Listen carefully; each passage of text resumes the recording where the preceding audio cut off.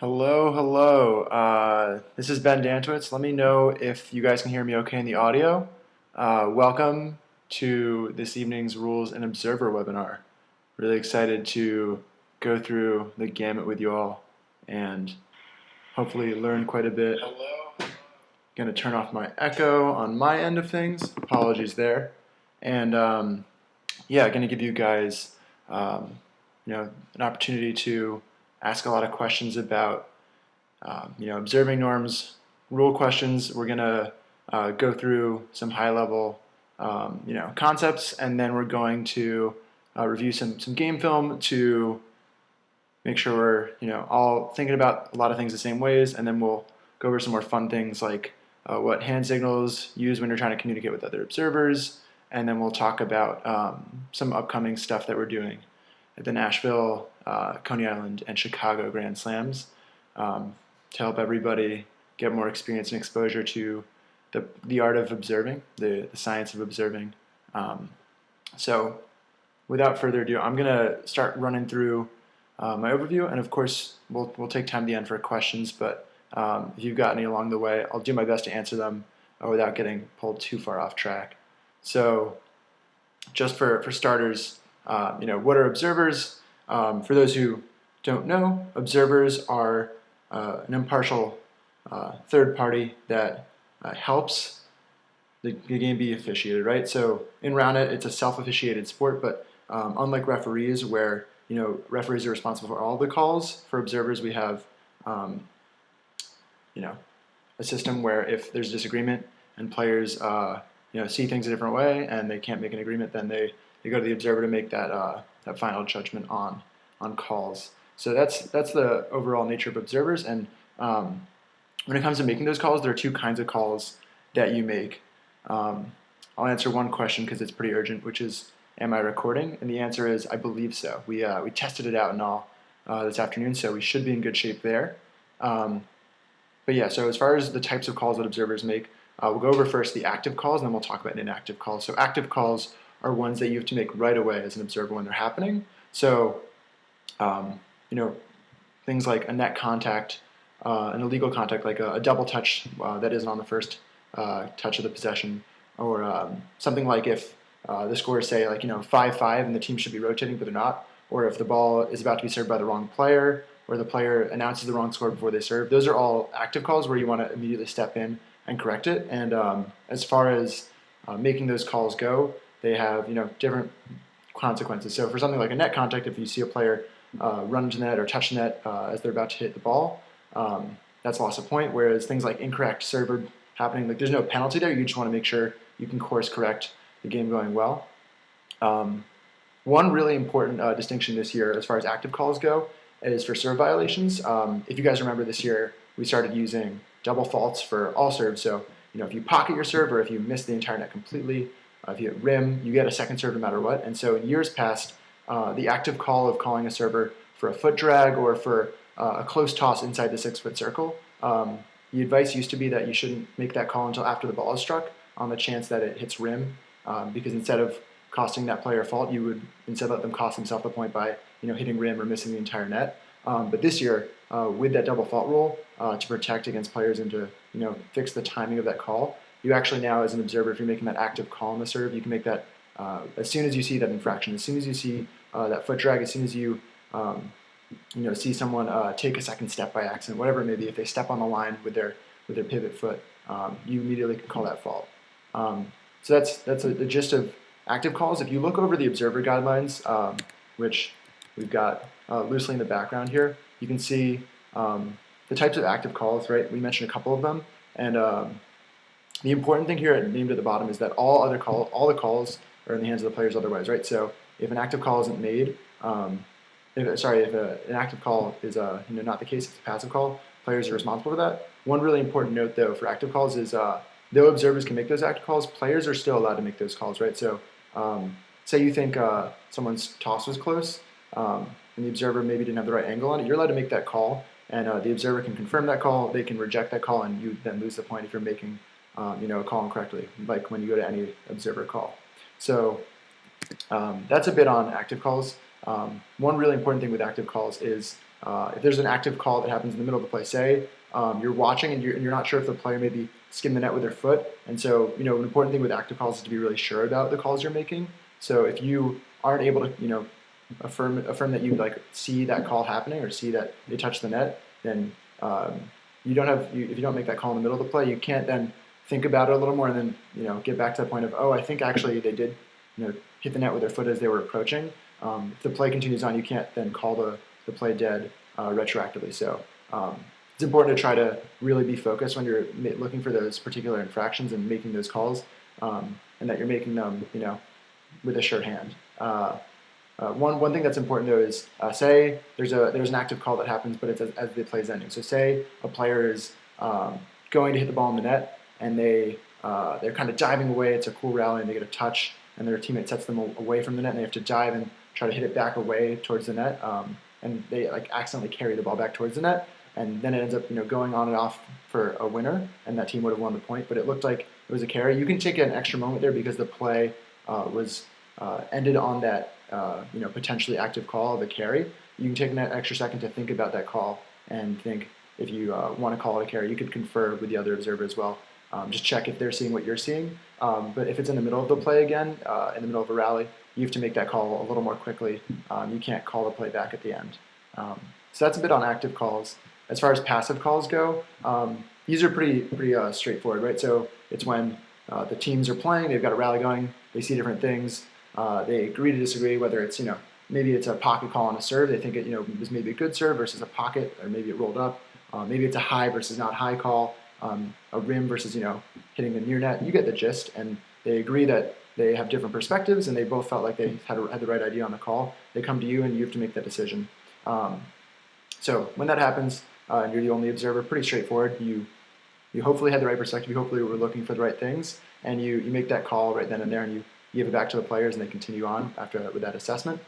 If there are multiple observers, the important thing here is making sure you take the time to point out who has the right perspective and who has the best perspective on the play. So if you have multiple observers, you might have someone looking for foot faults and tossing faults, things that are on the serving side of things. Then you might have an observer who's dedicated to looking for if the ball might go high, if the ball might be rolling up off the net, hitting rim on the net. Like, you've got people looking at different things, and so you might need to take an extra second to confer. And sometimes you might have the same perspective, but if you have different perspectives, it's important to discuss, why you might think you had the right view, or discuss, what you were looking for, what you were looking at the right time, so that you've got the right call made.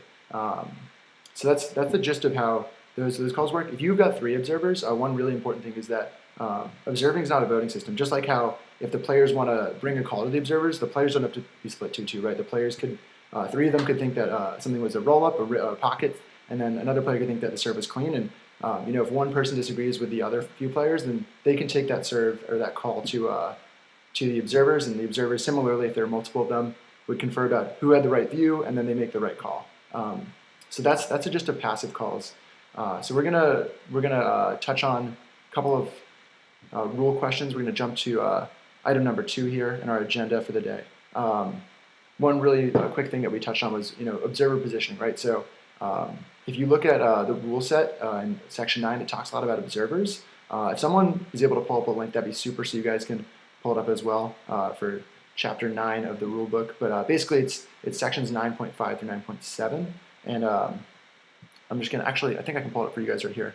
Let me know if this pops up for y'all. So we've got 9.5 through 7, and thank you, Nora, in the chat for helping out there. So if you've got one observer, or I apologize, 9.4 through 9.6.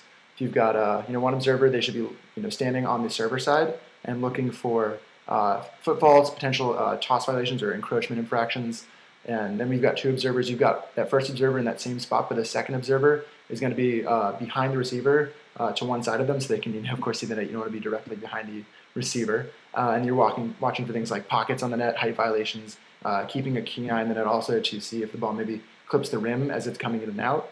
And then when there are 3 observers, usually you've got a second observer. The third observer now is on the other side of the server, so that you can look for infractions to the other side, right? Say someone's got a forehand serve and they've also got a backhand or flango serve. It's really challenging for an observer who's just on one side of the player. Say that's a righty player and they're on the right side. It's very hard to see if that flango toss is going to be close or if that backhand toss is close, or if they've got a left-handed serve as well. Same issue, right? It's very challenging to navigate this circle because that line's moving along the circle, and as they step wider and wider, they get a little bit more of a distance to toss forward. So having that second observer when you have three on the other side of the server, is pretty helpful for making sure those tosses are clean and fair.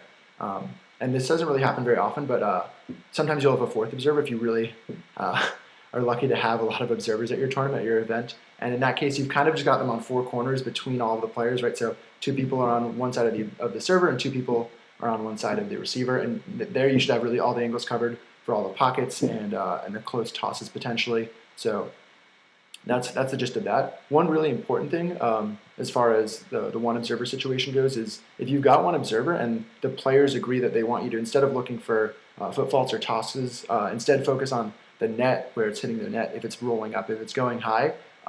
That's something that the players should make sure they communicate collectively to the observer. So you wouldn't just one player saying like, hey, like don't watch our tosses, I want you to watch highs. And then coincidentally maybe that player is tossing a lot of their serves close. You want all the players to agree like, hey, like we all agree that our tosses are pretty fair and clean. We're all having issues though with the roll up calls or the high calls. So just making sure you get on the same page with the observer is going to have a much better experience overall for everybody getting that game officiated.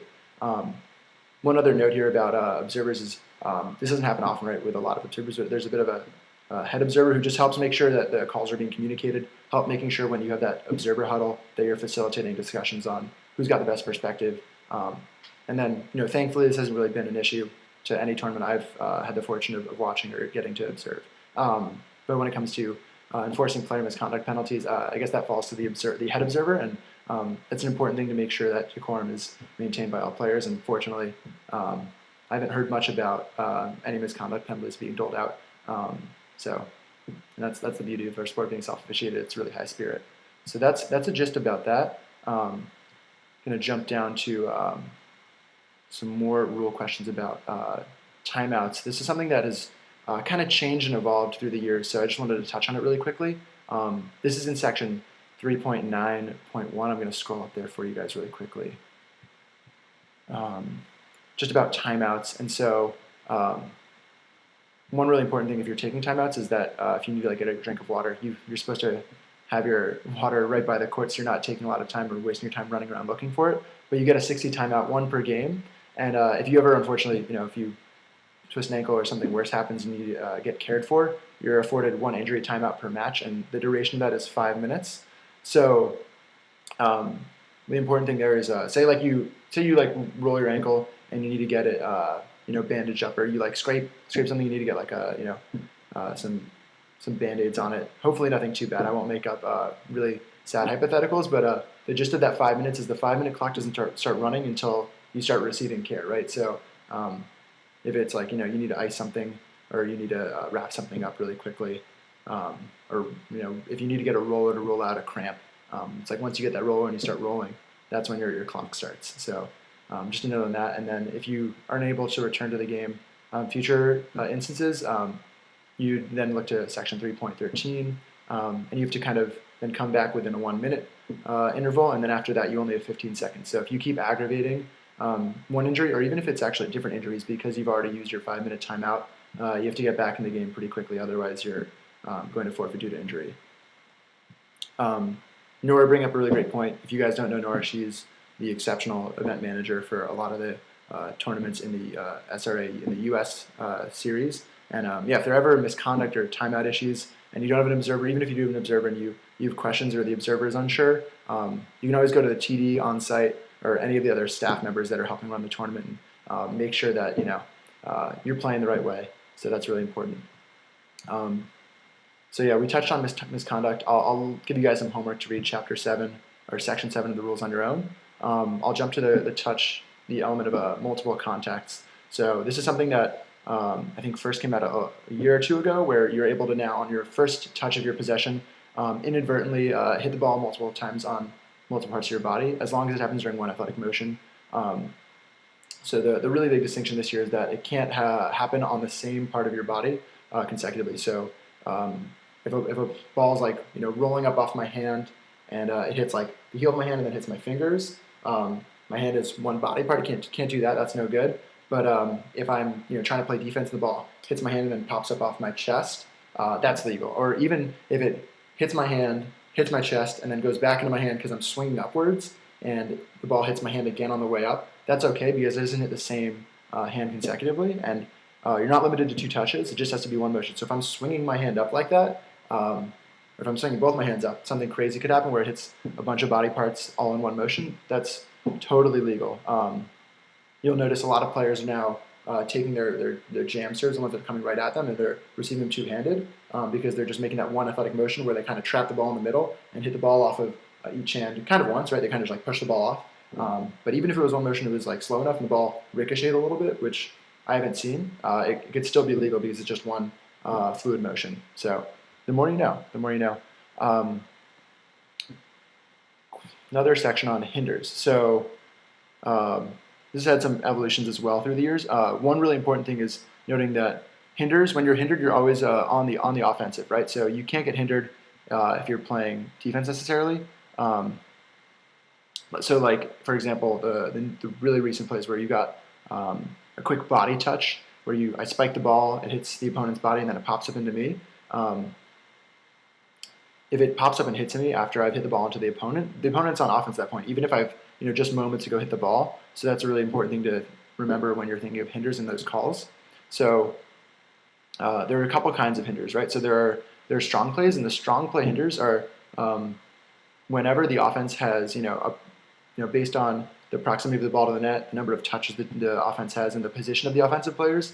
That just means they have a really good chance at returning the ball to the net and getting a strong spike on the net. And one really important thing to note is the position of the defense does not have any bearing on whether the offense is a strong play.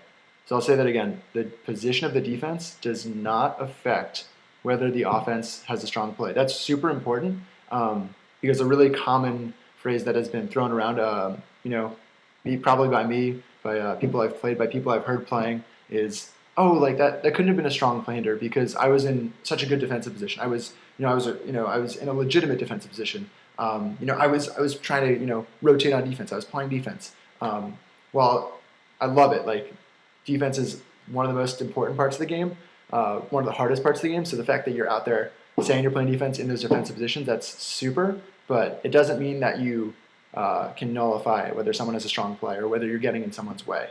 So the important thing here now is if you're ever hindered, whether it's a strong play or if it's just a regular hinder, and you have to call it right away. So as soon as it happens, you're going to want to call a hinder. You don't need to say like strong play hinder all in one breath. You can just say hinder and then work out what kind of hinder you thought it was and have that discussion. And so if you're playing and you like swing and hit the ball, you can't hit the ball, then look up and see if the defense defended it, and then be like, that guy defended it over there, but I think this person over there, I think she might have been in my swinging path. Like that's no good. You have to call it pretty much immediately, whether it's as you're about to swing. You can do it as you're swinging. You could be like swinging, and as the motion's happening, you might realize that there's a player up in the net playing body defense, and you have to then kind of come a little more vertically and not reach around the ball. So as you're swinging, you could be like, oh, hinder, as that's happening, but it's really important to do that right away. And then similarly, if you get a touch, but you're running into another player's net, and you're say like you're running like 30 yards off or something, and you run and there's like traffic to get back to your net. You can't wait to see if your partner makes a good set that you're able to play, right? You have to either be like, oh my gosh, like there's traffic, I'm going to stop the play right away and call a hinder, or you can try to play through and not get the hinder, right? So that's really up to you, especially because a lot of people try to play through this because defensive touches are so tricky to get. So usually you want to play through, but when you do play through, remember that you can't then call that back and get a redo if you played through that hinder. So that's a bit on a couple of rules you may know, may not have known, may have changed a teeny bit, or since you last looked at the rules, might need a refresh. So just wanted to touch on those. One big thing, back to some of the observing stuff, right? So or sorry, back to serving actually now, not in rally play, is the server's feet must start centered. So sometimes when you see lines, you'll see like little hash marks, and what's important is that your feet, if you want to start with your feet put together like this, that they're going right down the middle, or if you want to stand with a wide stance, your feet should be evenly spread across that line. You shouldn't be able to have one foot in the middle line and then another foot off to the side, offset. So that's an important thing. And then another really important rule about the 6 foot service line is when you hit the serve, all of your body has to be behind that 6 foot line. So you could have a foot in the air and it could be outside the 6 foot line, then when you serve it, it lands inside, but you can't be like leaning over the net, leaning over the 6 foot line, while you're going to hit your serve. So just making sure you practice that body control and practice your awareness when you're making those serves is critical to making sure you serve legally. So a bit on that. And here are a couple other things about observers before we hop into some game film and go further down our list. So 2 things here about when to go to the observer. So we talked about it earlier, but if there's players disagreeing on a call, you don't want to immediately just say like, hey, what do you think? Oh, I think this, I think that. You can take a second to confirm. Some important like culture things here is having a spirited discussion. If you think something's pocket and someone else thinks it's not pocket, generally it's pretty hard to have a discussion there. But if it's a more technical play, or it's a more player specific play, then that's an interaction with the ball in the net. If it's a play where I think someone might have touched the net and someone thinks not, or I think might have skimmed a player, something like that. Just making sure you ask for this perspective, seeing where people were, what people saw.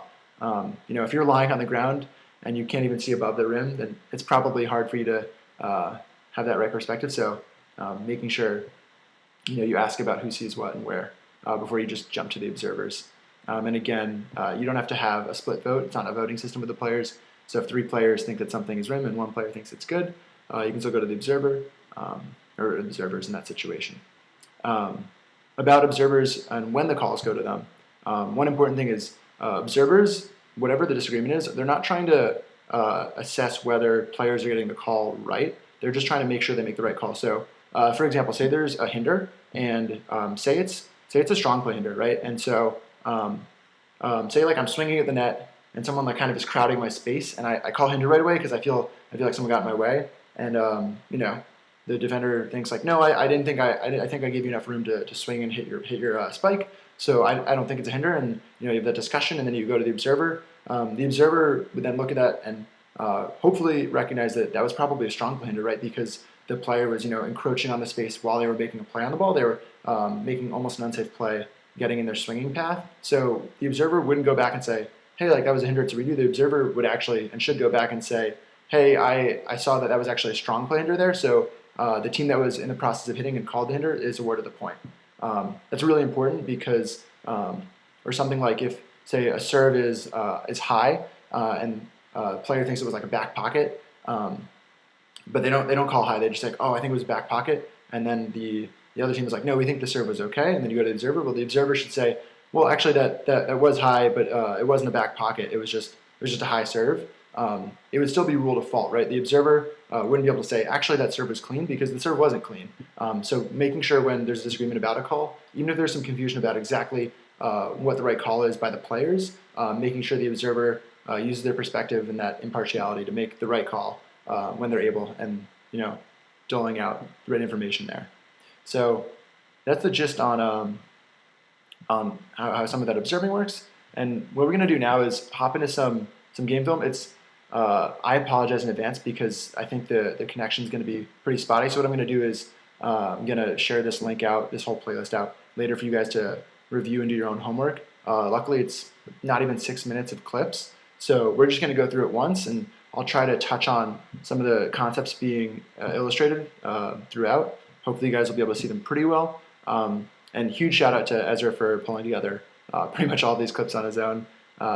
You guys will find out that he definitely was pulling out a lot of these clips because he's got his hand in quite a few of these plays. So we're going to jump over first to talking about, I believe it's carry. So we're going to go through a couple of examples of what a carry looks like. And the important thing here is to remember that you have to strike the ball, right? When you're hitting the ball, you can't like curl your hand around the ball and throw it. You can't lift it. You can't carry it. is kind of language in the official rules section. So we're just going to look through a couple of examples here, and if you guys have questions, just let me know. So what happens there is Jarrett kind of moves really slowly through the ball, and the ball kind of just sits on his hand, and so that's why that one appears to be a bit of a carry. Apologies for the quality of the video. We've got some foreground intruders. This one is on a serve return. So what kind of happens if you look at that a little more slowly is the ball is kind of outstretched past Dan's left hand, and what happens is he kind of reaches out to his left and then pulls the ball back to his right. Very smooth athletic motion, but he's not really striking the ball, and that's what the challenge is here. So again, it happens really quickly, but that's the gist of what is happening here.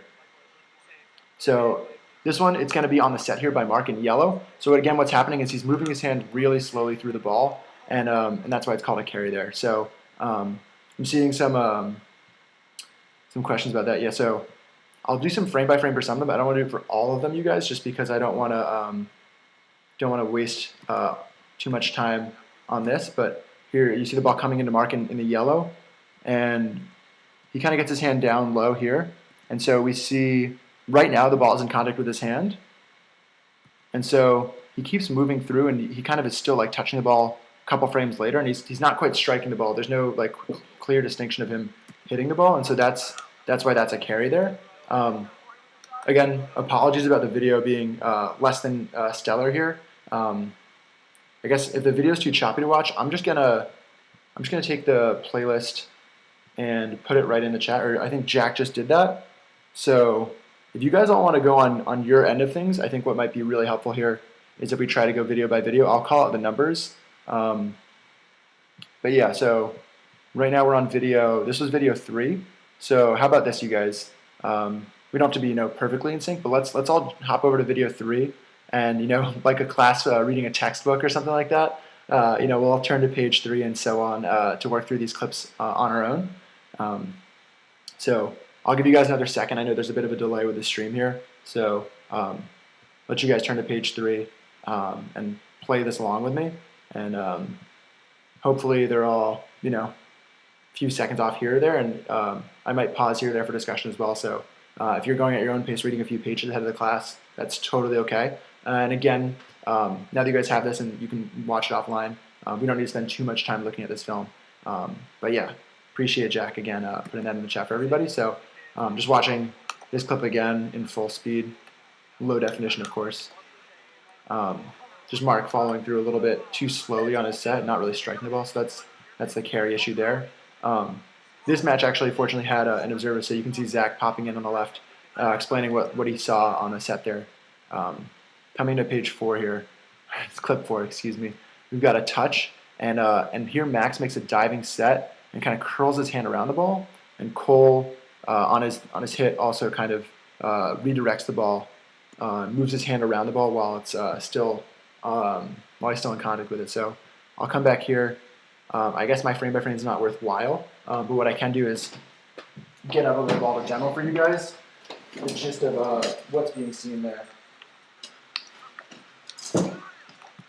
So, apologies, I accidentally auto-played to clip 5, but basically, what's happening is on some of those plays when you're diving, you're trying to hit the ball back towards the net, is you're getting your hand out here, and then as you're trying to hit the ball back that way towards the net, your hand's in contact with the ball. But right now, if I hit the ball, if I swung straight through, the ball will go up, and that's not what I want. I want the ball to go back towards the net or towards my teammate, whatever it may be. And so what's happening is I might be getting my hand on the ball and then changing the orientation of the plane that my hand is with respect to the ball, and then I'm like kind of making one fluid motion and curling my fingers. It's kind of like almost like a little throw or a carry. It's really just a carry or lift, right? And so that's what's no good there.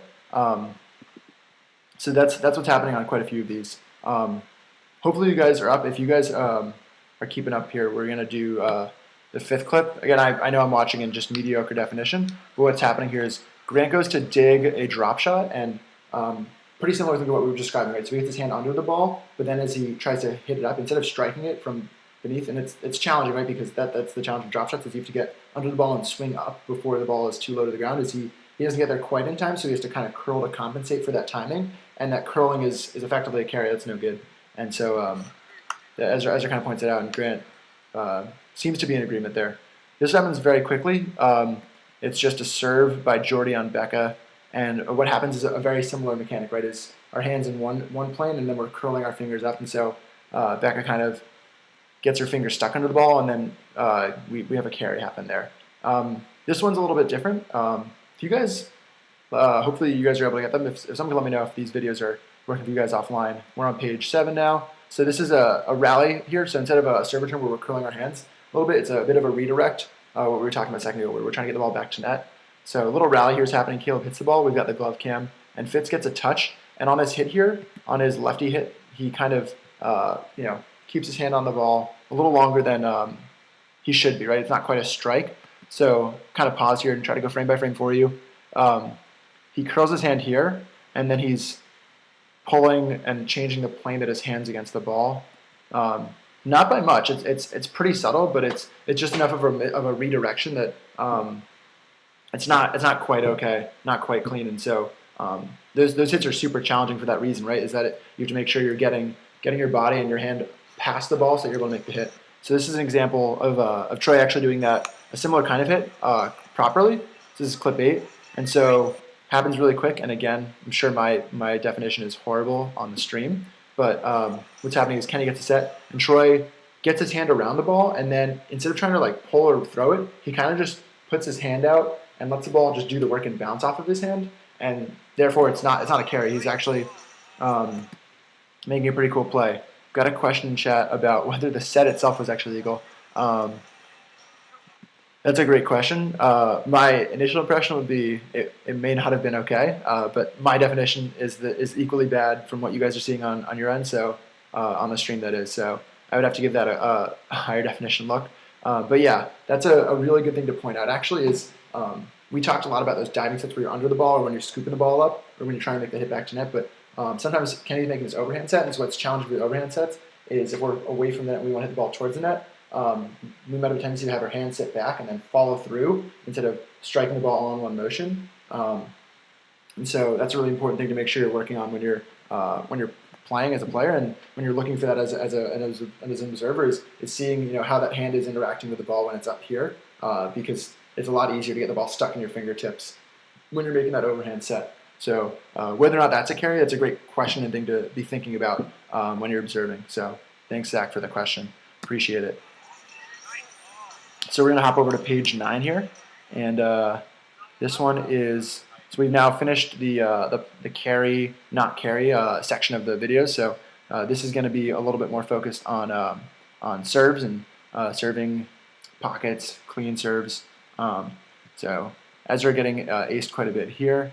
We've got Jesse serving, and hopefully you guys have decent definition there. But what's happening is, at least from the video's perspective, the ball seems to be rolling up off the back of the net, almost like a roll-up or a lip, back pocket, relatively synonymous. And so that's what's going on there, is the ball's just landing a little too far back on the net.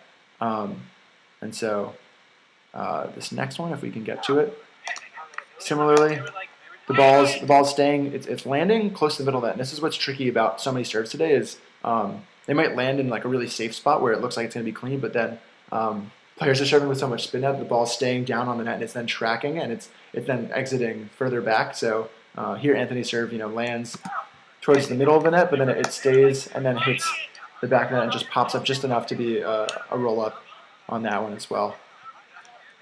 So I'm going to be going pretty much at regular speed here, or full speed. So this one's another roll up. So Nick hits the back net, back pocket. There's a little bit of confusion about what the call was or wasn't, so I'm just going to skip that. But I think there was disagreement about whether that was clean or not. That's okay. You just redo those. So we finished serving. I'm going to pause here for a second. We're on video 12. Hopefully you guys are having fun on your own. But if you have questions about any of them, just let me know in the chat. We can jump back and forth if we need to. So Chris's hit here rolls up, kind of pockets way high, and it takes a funky bounce.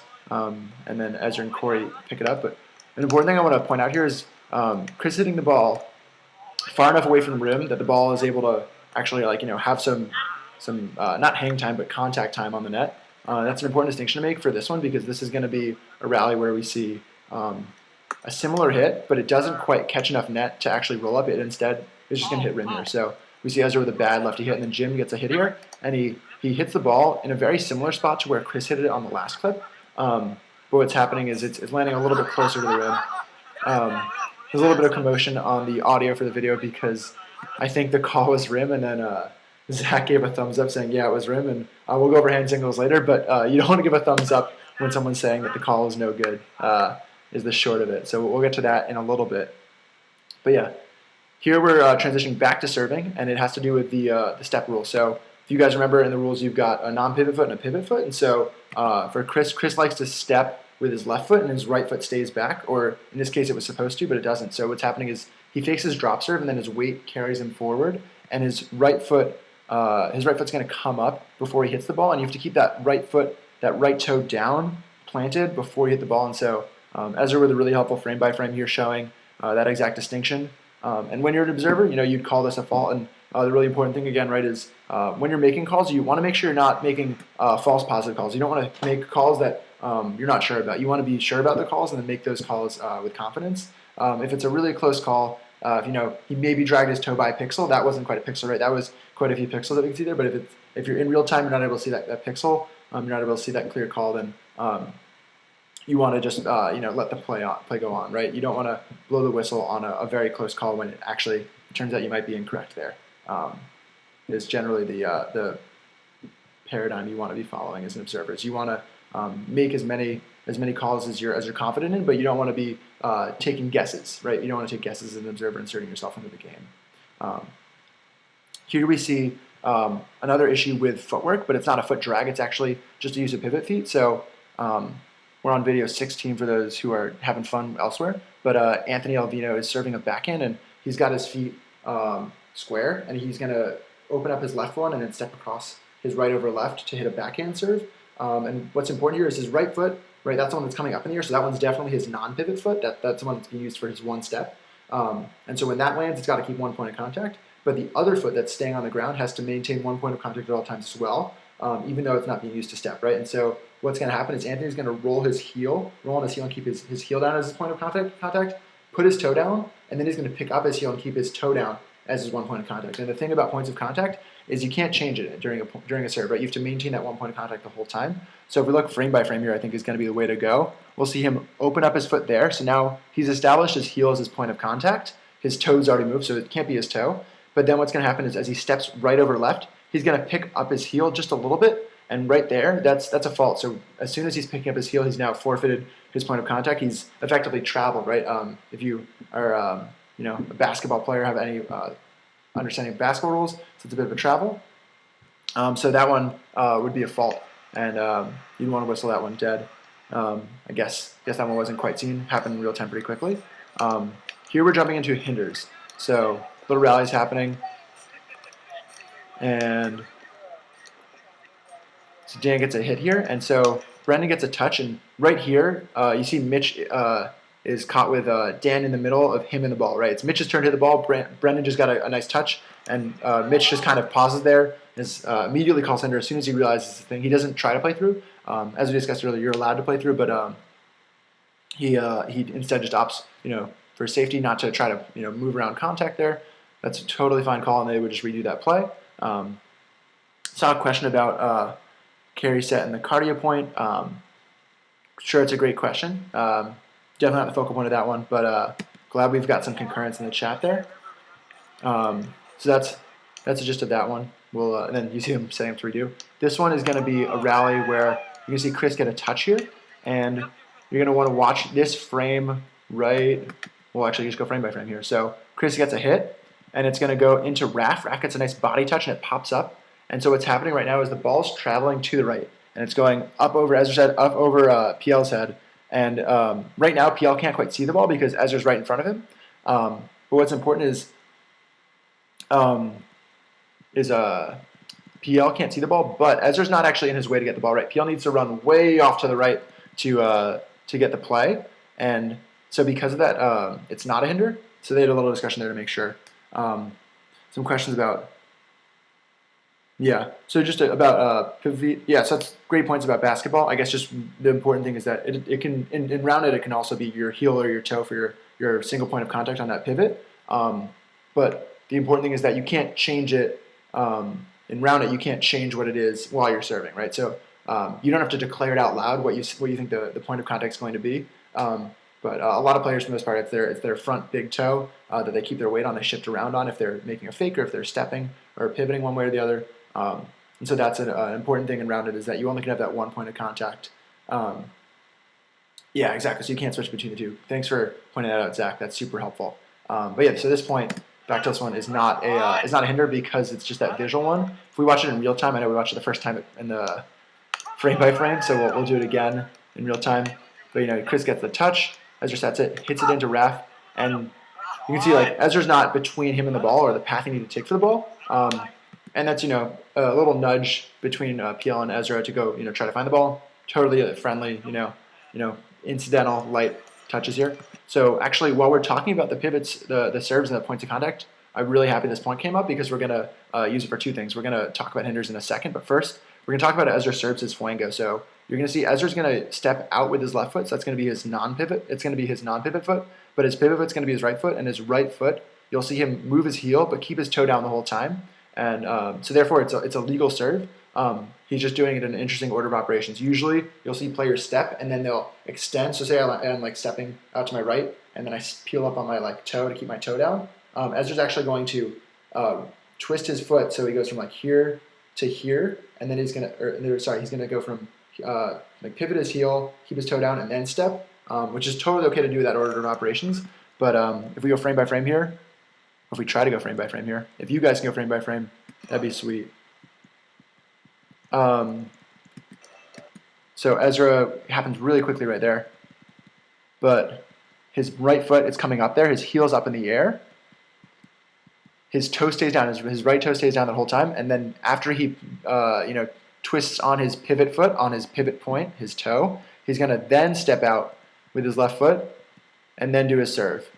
So notice that whole time, his big right toe stays down that whole way, right? That back foot is totally okay. His heel comes up, spins on the toe, totally fine, because that foot was the non-stepping foot, the pivot foot. That's all right. And then his non-pivot foot or his stepping foot, the left foot, stands up, picks it up, puts it down, and then hits his serve.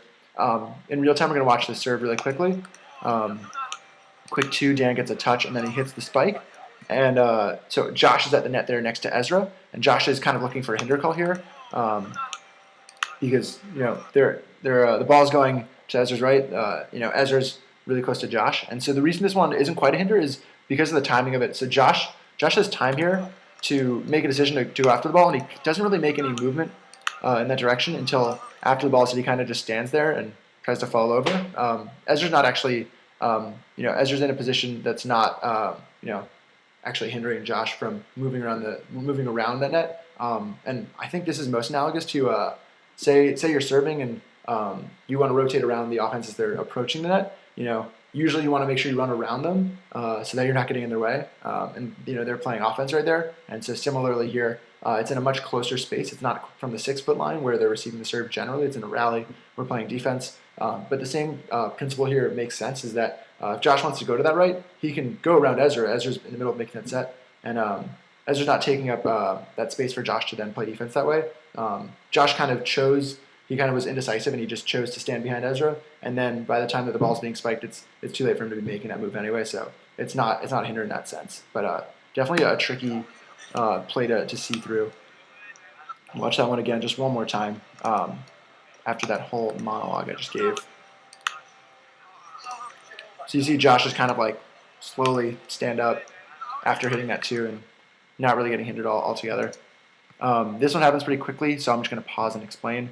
Dan's going to come in from the right of the screen, and Brian in black is going to be at the net and make a strong, avoidable hinder, right? So he's got all this time, he's standing at the net, and as Dan comes in to hit, Brian all of a sudden realizes that he stood in that one spot that whole time, and turns out that, as we talked about earlier, that's Dan going in that swinging motion, and Brian, it might have been, he might be able to say, oh, I was playing defense, so, I was in a legitimate defensive position, but that doesn't matter. Dan's making a strong play. He's right at the net. He's spiking the ball, and there's a defender that's in the way of his arm, and that's not safe, and that's them losing the point right there. So that's clip 20 for you guys right there.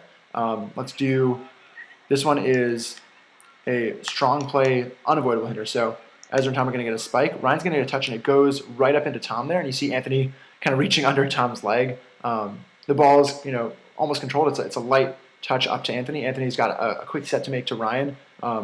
For most players, if the ball's inside this 1-2 foot circle and you're just setting and spiking the ball, certainly a strong play, but nothing Tom could do because the ball went right up into him, so it's an unavoidable strong play.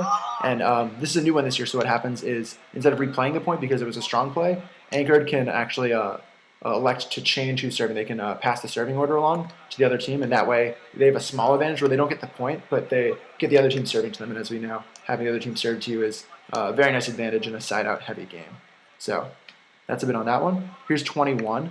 This is just a run-of-the-mill classic hinder, right? So got a rally. Ezra hits a hit to Zach. Zach's nasty at defense, gets a touch. Coleman sets him, and Zach hits a spike. And right after Zach hits a spike, Ezra's now on offense, but Zach, what are you going to do? He was running back to that, and his momentum carries him through.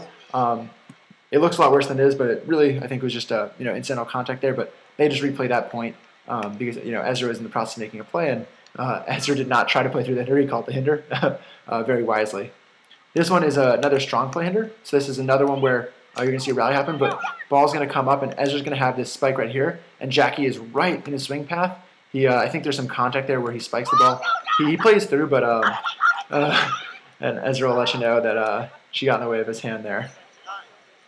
Coming over to, I think now we're on high calls. So we're just moving right along. So we got a couple here. So the really important thing is the reading of the rules is a serve is high if, when you're standing with your heels on the ground and your arms stretched up high, any part of the ball passes above your hand. So if the ball is here and your arm is straight up, it's a clean serve. If your arm is not all the way up in the air, say my elbow is bent or something, and the ball passes up above my fingertips, that's not necessarily a high serve, right? One of the most important things is the onus is generally on the receivers to demonstrate the serve's high by extending their arm all the way up.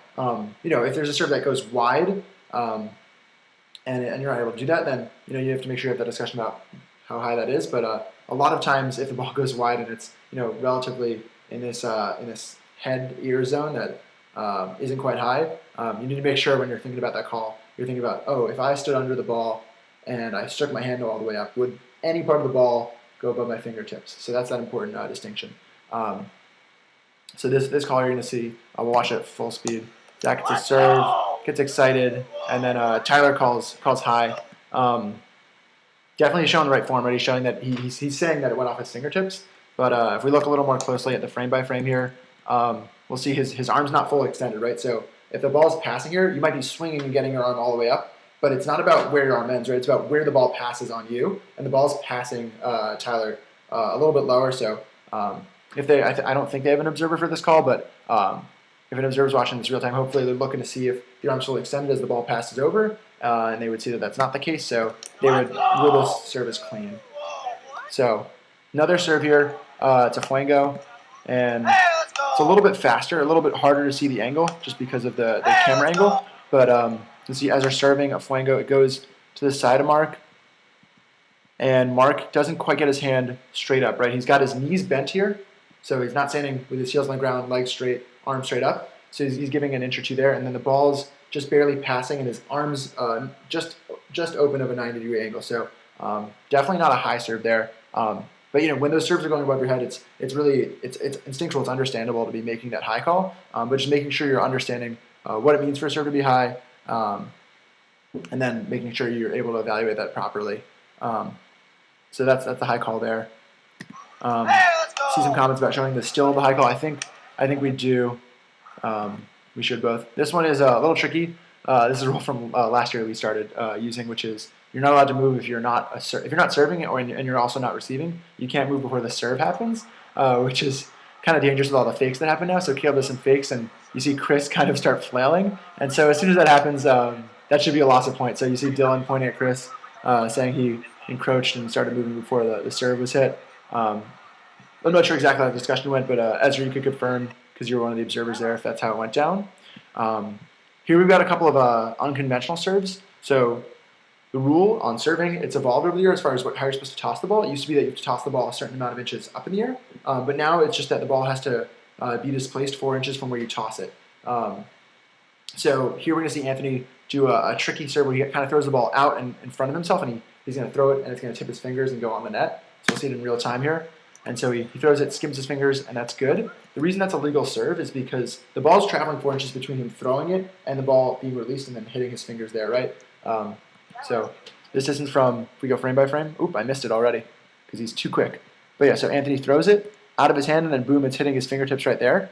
And we see that distance is probably about a foot. I can't see exactly from here, not precisely, but that's the gist there. So that serves okay. Corey picks it up because he was paying attention, and he's got some amusement for it. This is another serve we're going to see coming up is going to be a negative toss serve, so it's just going to be a dropped. It's going to be a dropped toss, and so it happens really quickly. But the frame by frame here is Ryan is trying to fake that he's going to take a pivot serve, and so he picks his hand up just a little bit, and then drops the ball a couple of inches there. We look at it. I think it's just over 4 inches to get the drop serve on, and a little bit of deception there to try to juke out the defense. We're watching in real time there. Again, I'm sure it's really spotty on my side, but that's the last of the videos we have on that end. So if you guys have questions about those videos, happy to go through them in the Q&A. But right now I'm going to take just a few minutes to wrap up some things on hand signals because we touched on it a little bit, and then get to our shadowing observer situation. So hand signals, pretty important for if people can't hear calls, or if you've got people far away that want to be able to check what's going on with the game, and observers aren't shouting over the top of their lungs.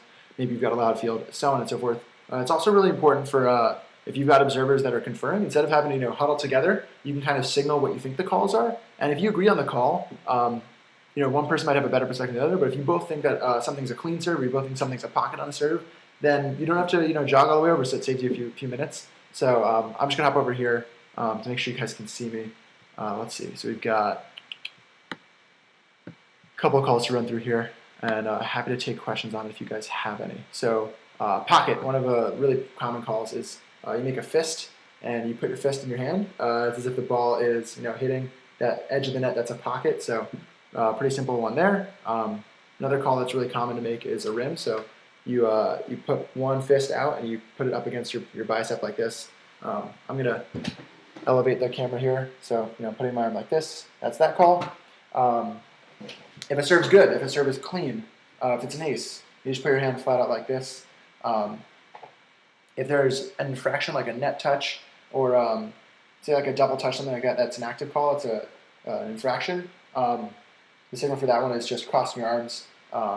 Very simple. X, no good, infraction. If there's a carry, if it looks like someone scoops the ball, as we were talking about earlier. Pretty similar. You've probably seen it in like basketball, as you just turn your wrist like this back and forth, show the ball was carried. If there's a hinder, take this one from football. It's just like a pass interference call. So someone got no one's hopefully getting pushed, but it's the idea that someone was in your way and you would have had to move that object. For a high call, serves high. Very simple. The hand was up here. It's kind of funny, right? Because a high call has to be above your outstretched arm, but the signal is just that it's over your head. So remembering that distinction for the signal versus the actual nature of the call.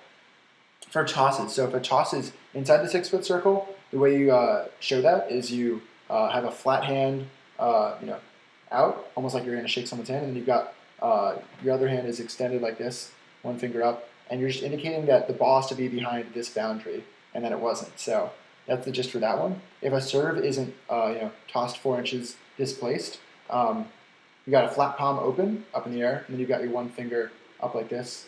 Hopefully you guys can see this okay, and I'm sure we'll get some pictures out in the next version of the observer guidelines. So that's the gist on those hand signals, just going through those quickly. If you guys have any questions about those, definitely let me know. I'm going to jump to the next topic of observer shadowing. So for shadowing, we're going to be working, thankfully, with Nora for getting some interest expressed. And the real, I guess, genesis of this idea was just that, people want observers, but sometimes they're really picky and they want good observers. They want experienced observers, and so it's really hard to get experience observing if no one ever lets you observe. So instead, what we're trying to do is encourage you guys to take the observer test, brush up your skills, learn your stuff, know all those guidelines, and then express interest to shadow someone who's a little more experienced observing at one of the tournaments, whether it's one of the Grand Slams coming up or a regional championship, so that as soon as you've done that shadowing, you can confer with those observers, see what they're looking for, talk about what their thought process is, day of, because right now I'm just a guy with a spike ball set behind me, and I'm just talking about some rules and showing you some clips, but when plays are actually happening in real time, that's a lot better way to learn, get that experiential learning. So we're putting out this opportunity for anybody. We want everybody really to be shadowing observers, and that's going to help us have more legitimacy in our sport and all of that good stuff. All of those problems where people want an extra set of eyes, because it just feels more efficient when you've got people observing your game and you feel like you're in a really cool environment that way. So that's the gist of the shadowing an observer situation. Couple other things about that is just when it comes to observers in general, I'm just going to make this quick note is observer experience or being experienced with making calls is it's a different skill set, right? You don't have to be a good player. Some good players are really good at Roundnet and they don't do a lot of observing, so they don't have that experience reading up and down the rules, making certain calls, understanding the nuance of what a hinder looks like, looking at the film we were just looking through. So to that end, anybody can and everybody should be trying to work on their observer skills, and you don't have to be a premier player. You don't have to be playing advanced. You can be playing whatever level you're playing at. Hopefully you're reading the rules. Hopefully you're invested in fair play, and so everyone should be observing in that sense. And so thanks, Nora, for sharing that in chat, that we've got pools being announced along with the observer and shadowing signups. So that's the gist on that.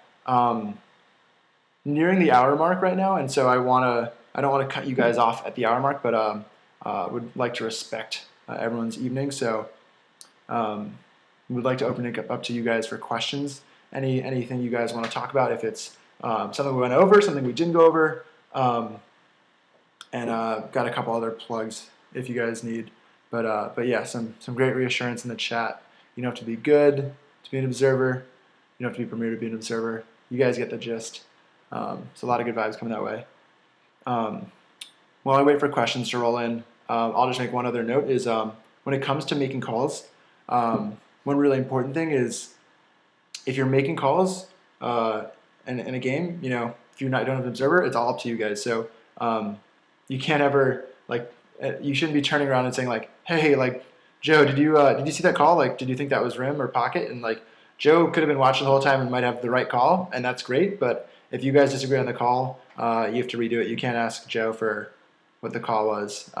You can't be a passive, bystander observer. You're either observing or you're not observing. So you either have an observer or you don't have an observer. And if you don't have an observer and you disagree on a call with the other team, you just replay the point or you redo the serve, what have you.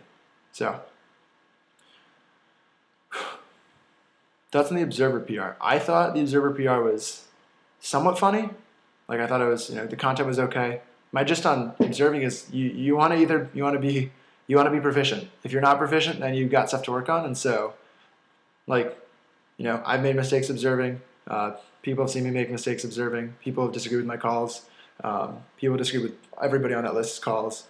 And you just need to, do what you can to make sure you're looking for the right things, make sure you're thinking about the right things when you're observing.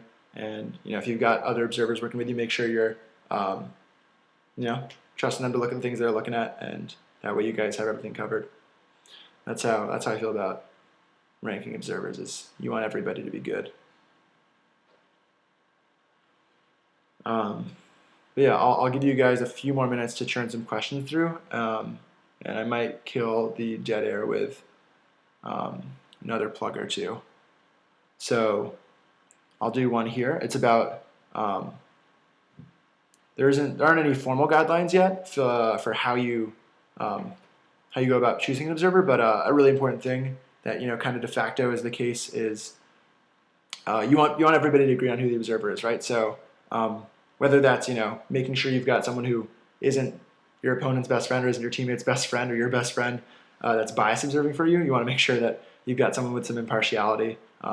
that's really ever an issue when people do have their friends observing, but you want to make sure that if that would be an issue, that the other team is comfortable with someone maybe a little bit better observing, because that's important. And if say you're having issues or discussions aren't going well with the observer, or the observer's not quite looking at the things that you're if you were asking them to look for certain things and it's not going well, you want to then confer with all the players. The players could then ask the observer to stop observing, because it's a self-officiated sport, so you don't need an observer necessarily, and you could, in that sense, make sure you've got an observer that's in the game and checked in for you. Yeah, so some questions here. So thoughts on an observer form feedback form? Wow. I mean, I love information. I think there's a lot of information out there, and if you can get information organized and compiled, something like an observer feedback form, that'd be sick. That'd be awesome, because then they can actually, if you ever have issues, if you have, anything come up that's not so great, you can talk about it and then learn how to grow. And if things are going well and you're like, hey, this observer did this thing, and I think other observers should try to do that, then you can also get positive feedback, out to the right people, so everyone can learn about it. Another question: so if you have no observers and both teams agree to ask bystanders, they can't. That's the guidance that I think the way the rules go is you're self-officiated, so you're kind of hopefully you don't feel stuck self-officiating, but you're self-officiating. That's how it is. That's the nature of the way the game is structured. So even if all the players wanted to ask bystanders, they can't. They shouldn't. If there's no one observing, then I guess there's no one to stop them from doing that. But that's all I can say on that one. So when I'm playing, who do I want observing? That is a great question.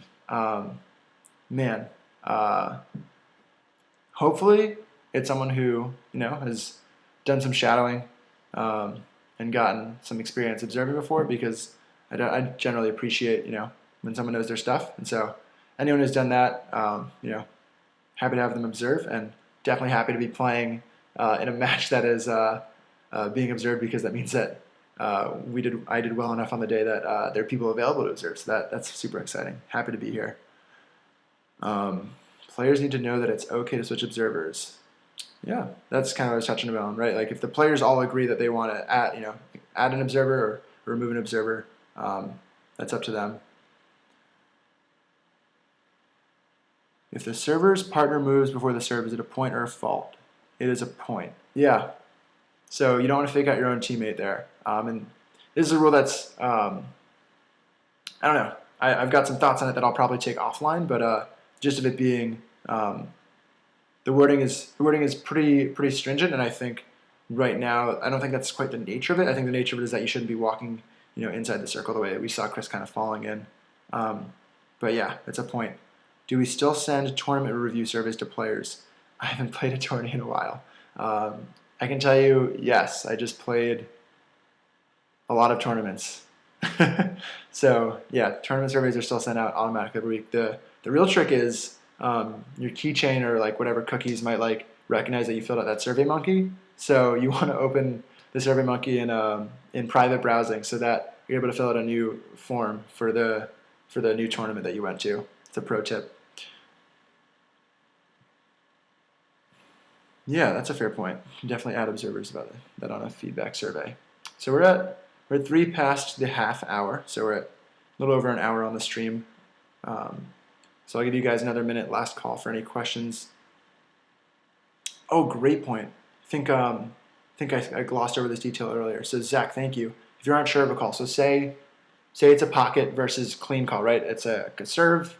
One team thinks it rolled up off the back. The other team thinks it's the middle of the net, and it just went a little higher. It didn't hit near net, so it wasn't high or wasn't a roll up. It was just normal serve, not near net. And they come to you, and you're unsure of exactly where the ball went off the net. You're not sure if it was good or if it wasn't good. You might have a guess, but you're not sure on the call. And at that point, you want to stop yourself from making that incorrect guess. You want to actually just rule that a redo. So say it's the first serve and you're not sure about the legality of the serve, you'd send it back and say it's a redo. Great thing, I can add another hand sign, right? So redo is just 2 thumbs up, bouncing together. I think we stole it from basketball as a jump ball. So yeah, they come to you with a disagreement and you're not sure, or even if you have multiple observers and no one has a good view, or say you go to observers and you got a split decision. Even if it's two observers think that it was a good serve and one person thinks it was a pocket serve, if you disagree there, you want to talk about who has the best perspective. And if you determine that you've got similarly strong perspectives on whether the serve was a pocket or good, even if it's two observers thinking one thing and one thinking the other, it should be a redo, right? The observers are seeing two different things there. So you send that right back to the players and they redo it. Are there any rules I would change to make it easier for observers? That's a great question from Jack, who also was super helpful on helping set this up. So thank you, Jack. But I think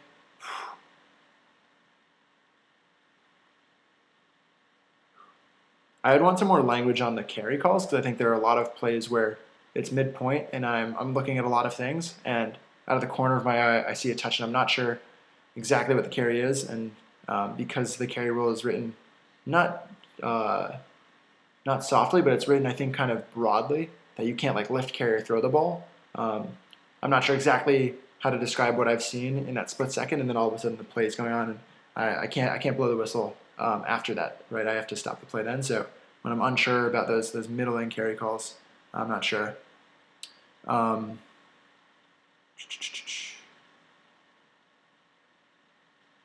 Yeah, an observation there by Gassoy. And then,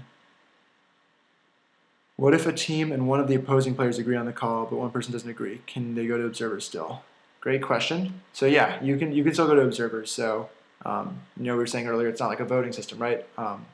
You've got 4 players in that, and there's definitely some culture and some history of players, kind of ganging up on one person who thinks a certain thing, and the 3 players think a different thing. But if you have an observer and one player wants to make a call and they feel about it a certain way, they can say, this is my perspective. I think it was this way, and everyone thinks it's the other way. You can say, well, I still feel like I had this perspective, so I'm going to ask the observer what they saw. And similarly, if you don't have observers, if you're playing early stage game, if it's pool play, something like that, if it's pickup and you don't have observers at pickup because you only have a 4 and you don't have a 5th to observe, you still would just say, hey, I have this perspective, and so I think we should redo it because I disagree with what you guys think, and that's totally okay. You want to make sure everyone's reading the rules in the sense that everyone feels empowered to make the calls they're making, and if they feel a certain way, then they're allowed to express that, and you want to support that. Even if you're one of the 3, you want to say, hey, like, you disagree, that's all right, we can redo it, or we can go to observers. So yeah, that covers those questions. I think we're running out of steam there, but yeah, I'll give you guys another last call, just before 10:40 my time. But yeah, for those who didn't know, Jack and Nora and Ezra and Mike gave a lot of great input, a lot of good energy that came into this. I just happened to be the person who was available to do the talking online, but especially a huge shout out to Ezra, who did quite an outline for me. Let me just really stroll through it. He set up pretty much all those clips. You saw he's in most of them, and that's because he was pulling all that game film, and I just kind of got to read a Google Doc tonight and show you guys some high quality but low definition clips, and really appreciate everybody who engaged in the chat, the conversation. Fingers crossed, I'm going to stop when I stop the stream, I'll stop the recording as well and try to get this conversation online so that those who couldn't tune in are able to help out. But yeah, appreciate everybody bringing their perspective, their energy, their questions. So I'm going to just sit back for a minute and let you guys either hop off or ask me a couple more questions, and we'll call it an evening. So thanks again, everybody.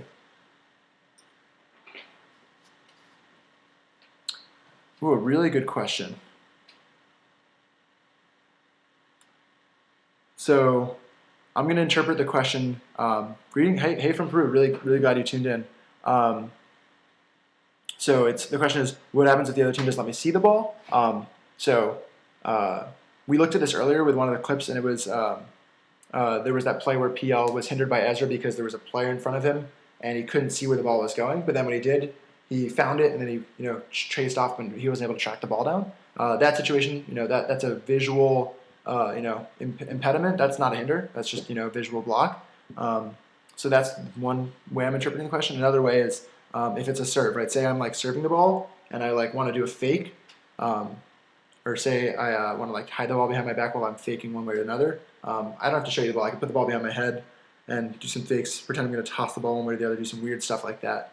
Obviously, I have to make sure I serve within that 10-second mark, but that's okay. And then the third interpretation I have of this question is, what if I literally am like intentionally getting in your way of seeing the ball? So say you're trying to make a pass or something, and I like put my hands up, try to block your face, I do something like this, and I get in your way. That one would certainly be a loss of point. That would be no good. You definitely can't intentionally block your opponent from seeing the ball in that sense. So if it's that situation, that's no good. So thank you for the multi-answer question. So yeah, and we're chaining these together. I love the connections here. So when does the 10-second start? That's a great question. While I can, I'm going to plug, if you're not following Spikeball on Twitch, you should, because they stream things like, though this video says Columbus Tour Stop Bracket Play, and it's just an observer conversation. They do stream some good stuff. But yeah, back to the question. So the 10 seconds, we're actually just going to hop over to the rules here. So I can give you guys a nice quote, but the gist is it starts earlier than you think usually. So here, actually, we're right here. Beautiful.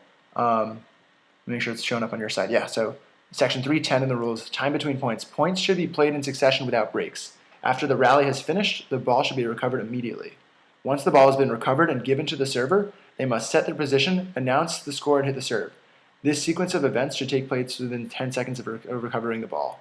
Delaying these actions will in a delay of game warning. After receiving delay of game warning, any additional infractions will be considered a fault. So two things there. The first being that important distinction that the first time this happens, that there's that infraction, it's actually a delay of game warning. So a lot of people joke like, oh, like that's a fault. It's taking you so long to serve. But actually, the first time you would actually just issue a warning. So that's an important thing to remember. Probably not a well-known rule. Definitely not something I knew off the top of my head. Right there. So sure, a couple of you, what's it? Teachers' pets probably knew that one. So I appreciate you guys for reading up more recently than I. But as far as when the recovery happens, so it's once the ball's been recovered, you have to then do all these things. Once it's recovered and given to the server, they must set their position, announce the score, hit the serve.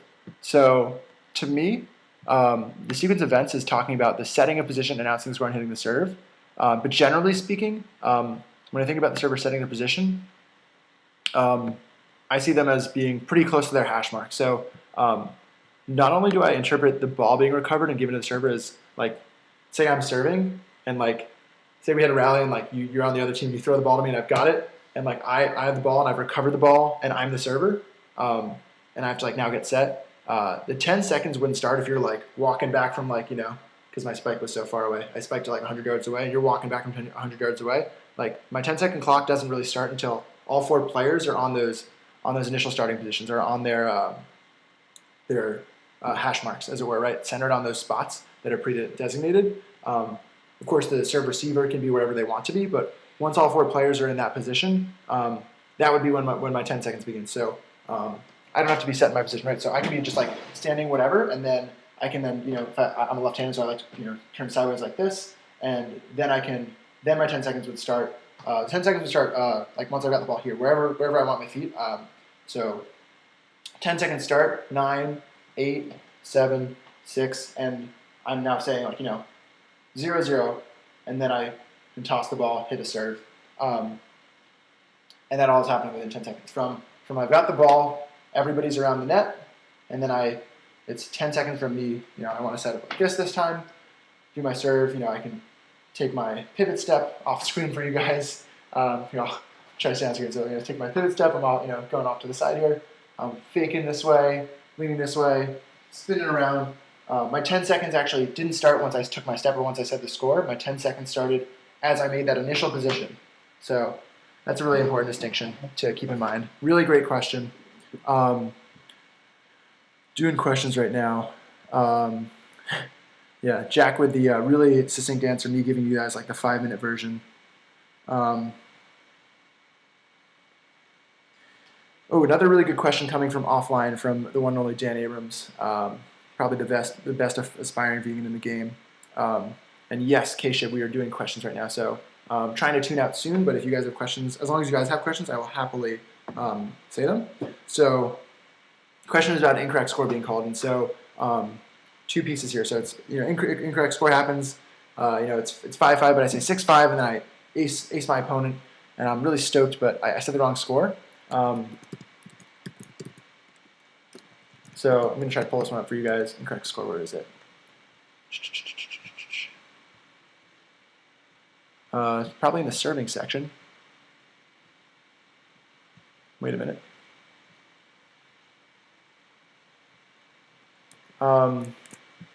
Here we go, execution of the serve. So here, 4.5.1.1. And so if you don't call the score or you call the wrong score, that's not good. But the important thing here is that you can't call the score while in the act of serving. So even if you say the wrong score, generally you should be leaving enough time where if the score was 5-5 but I say 6-5, I say 6-5, and then I immediately hit a serve. I'm probably doing something wrong anyway. I'm actually not giving that time for the other team to process on whether the serve the score was correct or not. So if I'm leaving that gap for the opponent to be like, hey, but he said 5-5 or he said 6-5, but it's actually 5-5, then then they're able to be like, wait, hold on, like that's the wrong score. And because I'm not saying the score and immediately serving, I should be avoiding the risk of having that frustration of saying this is the wrong score and then hitting a good serve and then having to do it again because I said the score really quickly and it was wrong. So that's important. One other thing though is, say you say the wrong score and then everybody still focused, laser focused in, and then I hit a good serve and I ace the opponent. This kind of follows into the spirit of the rule. The gist here is to make sure the other team is ready and to settle any score discrepancies before the point. So say I say 6-5, get an ace, and then they're like, well, they were ready. Like I said the score, they were ready, and then they came back like actually it was actually 5-5. They shouldn't be a jerk about it. They should say, so actually it was 5-5 before, so now it's only 6-5. It's not 7-5. They shouldn't come back and be like, well, I was focused, I was readied up. You said the score, you paused, and then you hit a good serve on me. Do it again. Like that's definitely not the spirit of the rule, and it's really challenging because even if the language was more helpful than this, the don't be a jerk is really a good catch-all there. It's just really important for the players to make sure that when you're the one serving, you leave time between saying the score and serving the ball so that doesn't happen to you if you get the score wrong. Not that you should get the score wrong. And then on the other side of that, if you're receiving, that you're making sure you are able to pause and stop things if you don't have the right score. I know two common practices there, both A, leaving time between saying the score and actually serving it, and then B, while you're recovering, before your 10 seconds is starting, while everyone's getting back to it, like, hey, what's the score, guys? And you check, you're like, oh yeah, it's 5-5, and they're like, yeah, it's 5-5. You're like, cool. And then you get into your serving stance, and then you say 5-5. So a lot of servers today are now saying the score 2 times, where they say it once to get that confirmation, and they say it second as their official announcement of the score. So again, another TED Talk for that one, but just want to give you guys my thought process as best as I can for these. So reading through some more questions for you guys.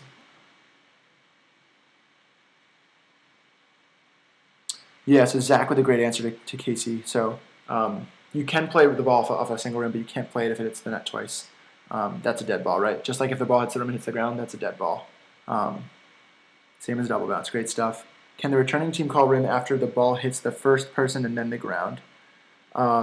Quick rim hits the knee of the returner, for example. Yeah. It's not too dissimilar. It's a spirit rule. I think I think Jack and I've had some interesting discussions about when we think you have to make that call for like a pocket.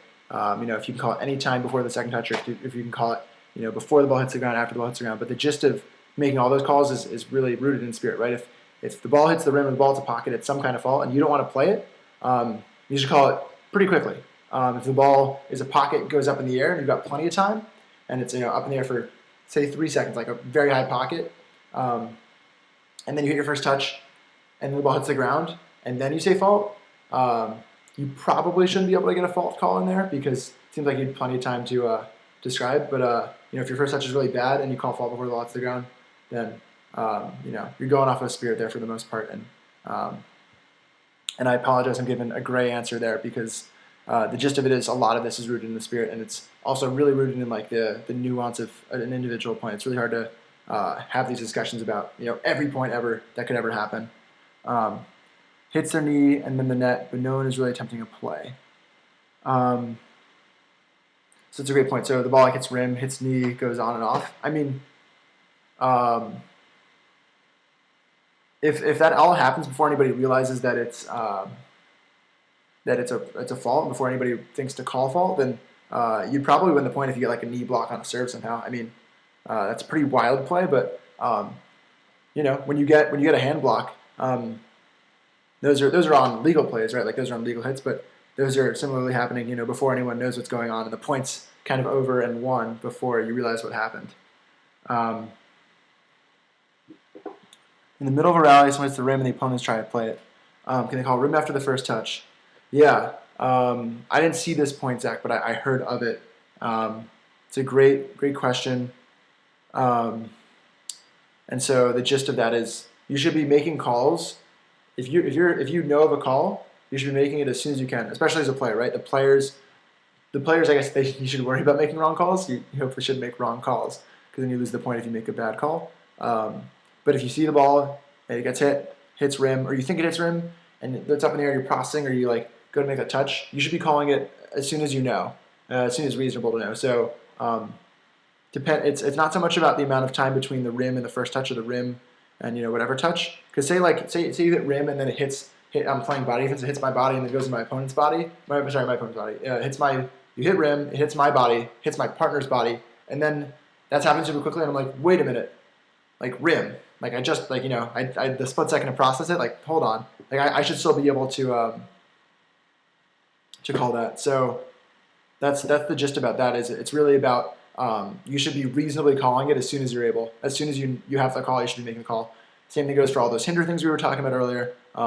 Same thing goes for faults if you think like something's a pocket. So like if you ace me and I go to pick the ball up and then I walk back and I'm like, oh, like I think that's a pocket. It's like you might be calling it a little late there, right? Like you should be indicating, once you have the information, you saw the serve, you thought on it, you should be like, like I think pocket, like it's pretty much as soon as you can. How much time do you have to call a pocket? Yeah, so great question. Per the rules, right, you have to call a pocket before you use your second touch, right? So you can use your first touch and think if you want to play that serve, if it was an easy enough serve to return. But yeah. And then for the other one, it's if you hit your first touch and then it goes in the ground right away, you can still call a fault there because you saw the serve, it was a fault, and then you're able to assess it. But if you're playing through it, you have to decide once you hit that second touch, you're committed to playing that point. So great question. Calling your own faults and rims, required or just a nice thing? So good spirit, I mean, sometimes it doesn't seem like it's even across the board, but I mean, good spirit and being self-officiating your own games that's a requirement. How well you do that is hopefully you're doing that as well as you can. But I'll specifically get into a couple nuances there where if the ball faults, if you fault, like say you toss it close or you hit rim on your own serve, generally speaking, you shouldn't blow the whistle dead if it's a first serve, and the reason for that is the other team should still have the option to play through that serve. So if you hit rim or you hit pocket, you shouldn't be like, hey, I hit rim, that's a pocket, right? You can't call your own play dead. The other team has the option to play through. They might have an advantage out of that. The tricky one is if you hit a close serve. Say like I reach in a little bit, my toss is inside the 6-foot circle.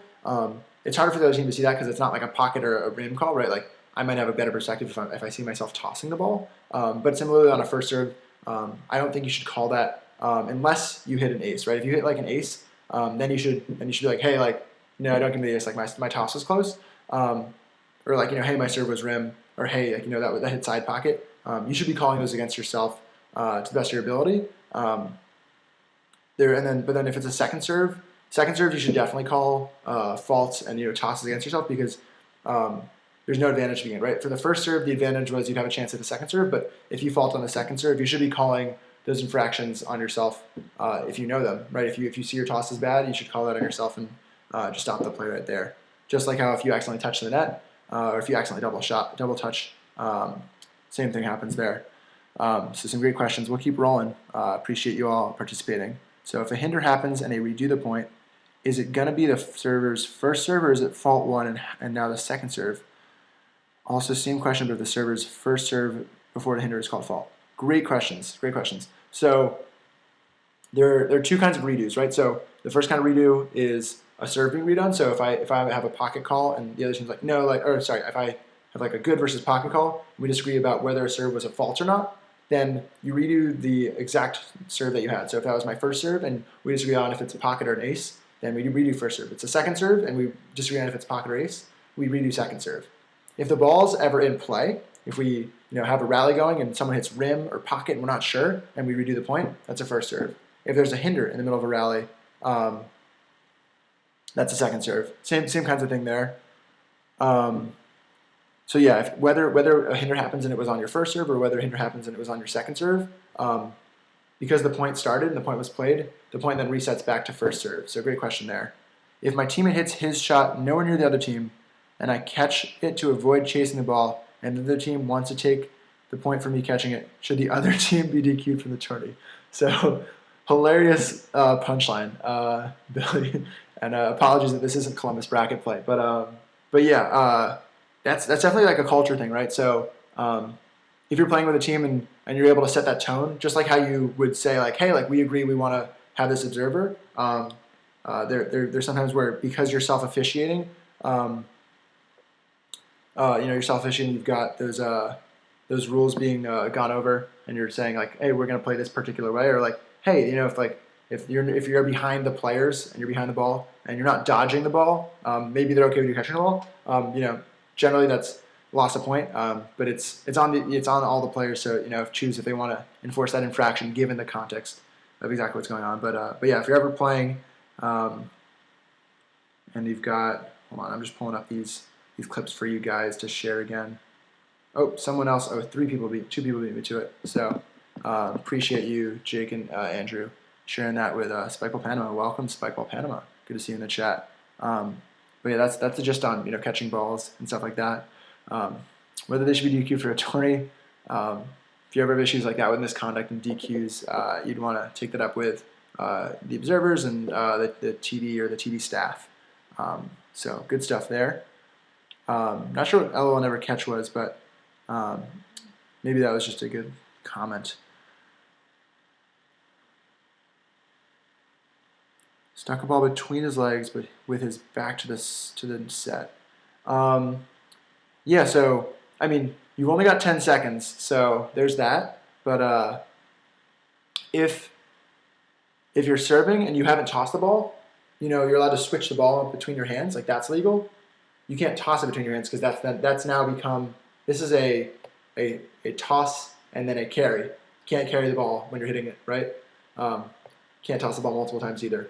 But if I have the ball and I want to tuck it between my arm here and do some fakes and wave around, or tuck it between my legs, do some fakes, that's all good and well because the ball is still trapped against my body, right? Like I could for a serve, I could stand like this and trap the ball here against my chest, or I could start here like this and be like, all right, 5-5, and then like do my serve. You can do all sorts of wacky stuff like that, as long as you're not taking more than your one step and you're not leaving your points of contact on your feet, and as long as you're not exceeding 10 seconds, and as long as you're not breaking any of the other rules. Glad to see people are being creative, putting their backs to the set, doing goofy stuff like that. That's all good and well.